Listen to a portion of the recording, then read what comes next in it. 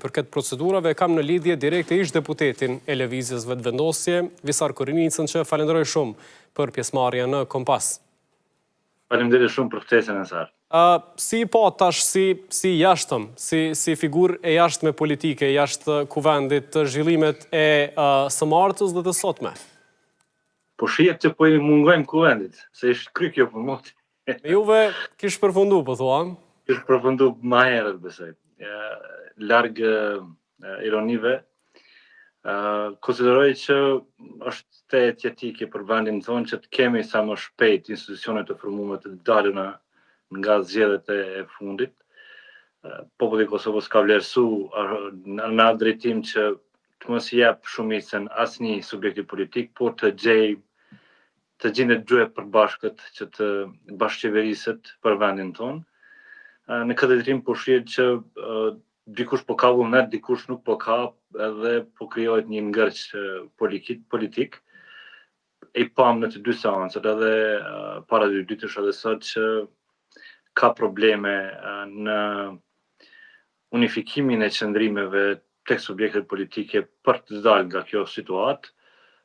Dikush me të drejtë dhe dikush pa të drejtë, sepse po i ndjekim edhe arsyetimet e tyre për diçka që qëndron, kur kemi të bëjmë me ligjin për qeverisje, dhe ka dhe procedura tjera për cilat po pengohet, sikurse rasti sot, kur kishte të bënte me raportin e komisionit për mandate, verifikim mandateve, që ishte dashur të përpilojë një raport tjetër, pra jo i njëjtë, sepse para dy ditësh është hull ai raport, nuk e ka marrë për lëqimin e deputetëve, dhe të sillet i njëjti raport nuk ka logjik, pra është dashur të mblidhet prapë komisioni, të bëhet një raport tjetër, sigurisht jo në përmbajtje të njëjtë, por që të sillet një tjetër edhe të procedohet më tutje. Por e pam që në anën tjetër ka probleme numra për me siguru edhe kreun e kuvendit, edhe formimin e qeverisë, dhe kjo i përshtatet në një rrethan, pra në këtë rrethan Lëvizjes Vetëvendosje, për të krijuar një hapësirë kohore që krijoj shumicën për të... Ende nuk e ka këtë shumicë? Besoni që ende si ka numrat e mjaftueshëm edhe për kryetarët e kuvendit edhe për kabinetrin qeveritar?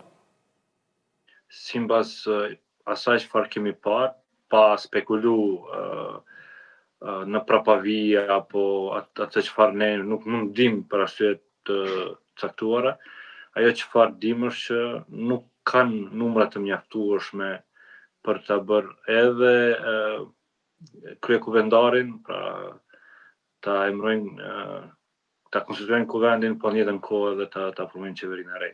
Një deputet i zgjedhur i subjektit Lëvizja Vetëvendosje Guxo Alternativa Haxhi Avdyli sot në një televizion tjetër e konfirmoi pak a shumë që ka marrëveshje me nismën socialdemokrate, dhe ju besoni që as me këtë subjekt, që megjithatë duket se do të ndahet prej partnerit parazgjedhor të koalicionit, nuk i ka numrat e mjaftueshëm?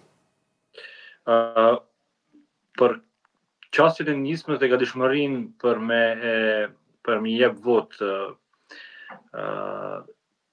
qeverisë kurthi 3 këtë rast, konsideroj që janë dy rrethana. E para është që ajo pjesa e moralit politik që i takon nismës, ndarja me AK-n, në këtë rast, sepse përndryshe nuk do të ishin në kuvend pa qenë bashk, dhe rrethana tjetër që i kanë gatishmëri për me lehtësu këtë proces dhe me qenë pjesë e qeverisë.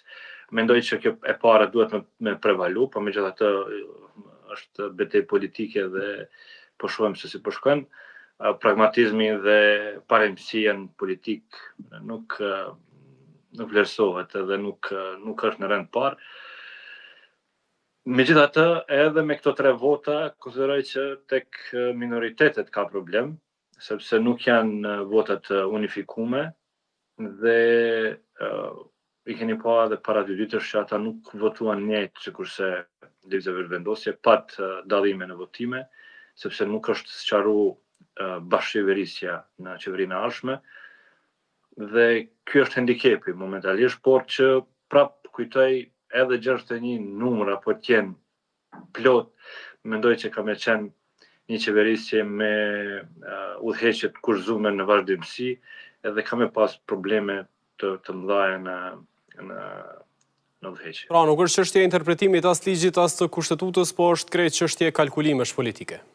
Absolutisht po. Është pastaj tash nëse thellojmë edhe te ligji, unë konsideroj që lëvizjeve vendose sa i përket pozicioneve që janë momentalisht duke e ushtruar detyrën, pra si qeveri në detyrë, jo e durrhequr, sepse s'mund të jetë e durrhequr, mandati ka mbaru.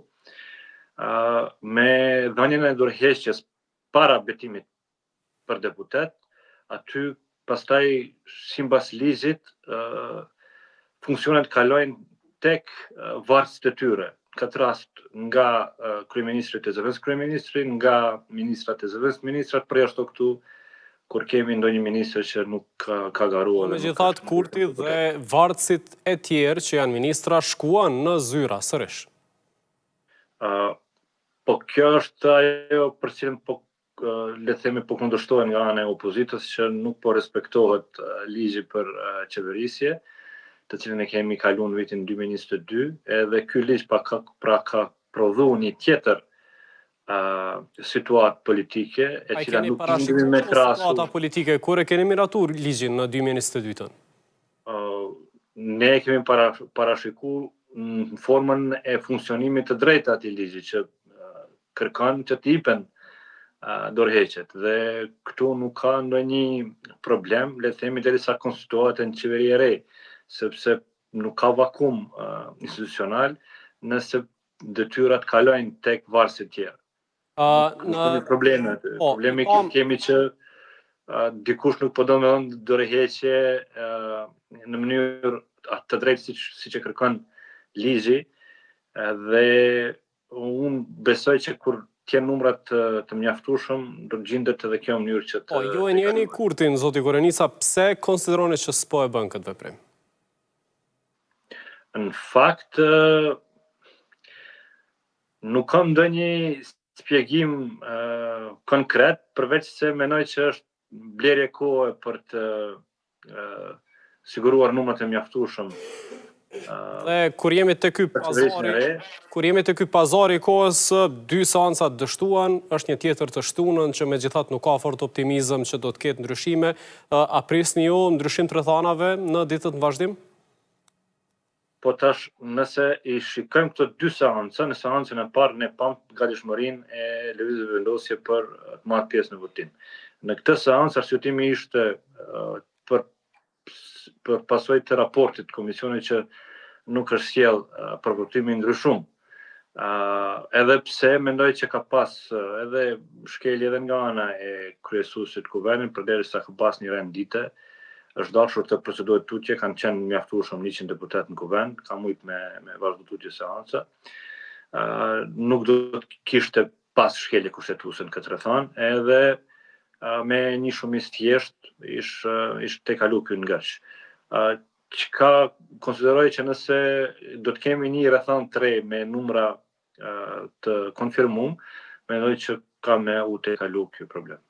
Në seancën e re. Përndryshe do të kemi javë të tëra me këtë ngërç. Korenica, të falenderoj shumë për këtë inkuadrim online në Kompas të ATV sonte. Faleminderit edhe juve për mundësinë. Natën e mirë. Faleminderit shumë. Do të vazhdojmë të tentojmë të japim përgjigje këtyre